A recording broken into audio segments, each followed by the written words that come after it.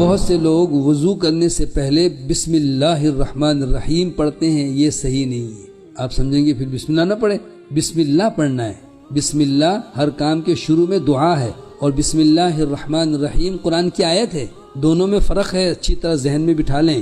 ہر کام کے شروع میں بسم اللہ ہے، کھانا کھائیں تو بسم اللہ، جانور ذبح کریں تو بسم اللہ، اللہ اکبر۔ ہر کام کے شروع میں بسم اللہ ہے۔ بسم اللہ اور بسم اللہ الرحمن الرحیم کا فرق ہے، اور محدثین نے باقاعدہ اس کی وضاحت کی، بلکہ علماء نے اس پر مستقلاً کتابیں لکھی کہ تسمیہ اور بسملہ میں کیا فرق ہے۔ تو بسم اللہ کافی ہے، بسم اللہ الرحمن الرحیم وضو کے شروع میں نہ پڑھیں، یہ اضافہ ہو جائے گا۔ کیا حرج ہے جی؟ لوگ کہتے ہیں نا کیا حرج ہے؟ حرج یہ ہے کہ رسول اللہ صلی اللہ علیہ وسلم نے نہیں کیا، ساری نیکی ضائع نہ ہو جائے۔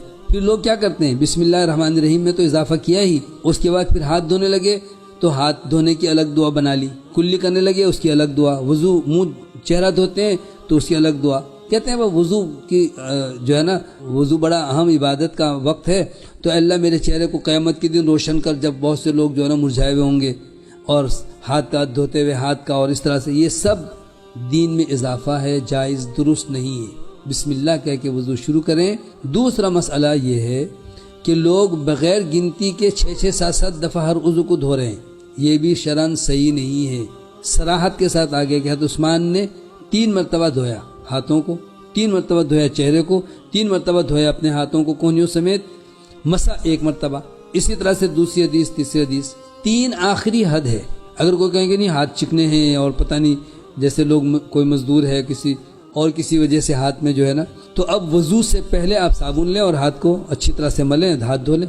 اگر پھر بھی آپ کا ہاتھ صاف نہیں ہوتا تو جو بھی یعنی آپ اس سے مٹی کے تیل سے یا جس سے بھی اس کو صاف کرنا چاہیں اچھی طرح دھو لیں، اچھی طرح صاف کر لیں، اور صاف کر کے پھر صابن سے دھو لیں۔ اب جب وضو شروع کریں، جیسے کہ حضرت عثمان نے بھی پانی انڈیلا اور اپنے ہاتھوں کو دھو لیا، پھر وضو شروع کیا۔ اسی طریقے سے ایک اہم مسئلہ یہ ہے کہ وضو کے دوران بات کرنے کی ممانعت یا اجازت کے سلسلے میں بھی مبالغہ آمیزی ہے۔ کچھ لوگ تو کہتے ہیں بات کرنے سے ہی وضو ضائع ہو جائے گا، ایسی کوئی بات نہیں ہے۔ لیکن چونکہ وضو بھی ایک عبادت ہے، بلا ضرورت گفتگو نہ کرے، تاکہ جس کام پر توجہ ہے وہ توجہ ہٹ جائے گی۔ کوئی بھی کام کرتے ہوئے آپ کچھ اور کام بھی کرنے لگ جائیں تو اس کام کا معیار وہ نہیں رہتا۔